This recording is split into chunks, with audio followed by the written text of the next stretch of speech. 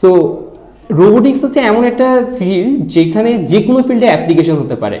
আপনার হাত ভেঙে গেছে, সেখানে আপনি প্রস্থেটিক আর্ম ইউজ করতে পারেন। তারপর আপনার ইলন মাস্কের কথা শুনছেন যে নিউরাল নেটওয়ার্ক ইউজ করে বা ব্রেইন দিয়ে বিভিন্ন ডিভাইসকে অপারেট করবে। সো এইগুলো অস্বাভাবিক কোনো কিছু না। রোবোটিক্স আপনি যে কোনো জায়গায় অ্যাপ্লাই করতে পারবেন, যেখানে মানুষের প্রয়োজন সেখানে আপনি রোবট ইউজ করতে পারেন। সো আর যেখানে খুব রিস্কি কাজ, মানে খুব বিপজ্জনক মানুষের জন্য, সেই কাজগুলো তো রোবট কিংবা মেশিন দিয়ে তো সহজে করে। সেসব জায়গায় তো পাঠানো যেতে পারে। ঘর বাসায় আগুন লেগে গেছে, অলরেডি আমাদের এখানে একটা খেলনা প্রোটোটাইপ আছে বলতে গেলে, যেটা হচ্ছে আগুনের মধ্যে যে আগুনকে নিমাতে পারে, যেটা বাচ্চাদের জন্য ডিজাইন করা।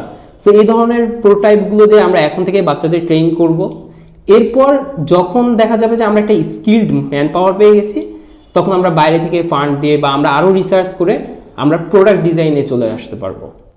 যিনি আছেন সাব্বির, উনি অনেক দিন ধরে কাজ করছেন রোবট নিয়ে, ইনস্ট্রাক্টর হিসেবে কাজ করছে। এখন যেটা বলছিলেন যে আপনি কি দেশের বাইরে কোনো রোবোটিক্সের কোনো ফেয়ারে কিংবা কোনো সেমিনারে গিয়েছেন কি? রোবোটিক্সের ডাইরেক্ট রিসার্চ বেস কন্টেস্টে গেছিলাম, সেটা হচ্ছে ইউনিভের একটা কন্টেস্ট। এটা হচ্ছে বাংলাদেশের মোটামুটি 57টা দেশকে নিয়ে হয়েছিল, যেখানে পিএইচডি মাস্টার্স বিভিন্ন মানে ফিল্ডের মানুষজন ছিল। তো সেখানে আমি গোল্ড অ্যাওয়ার্ড পেয়েছিলাম।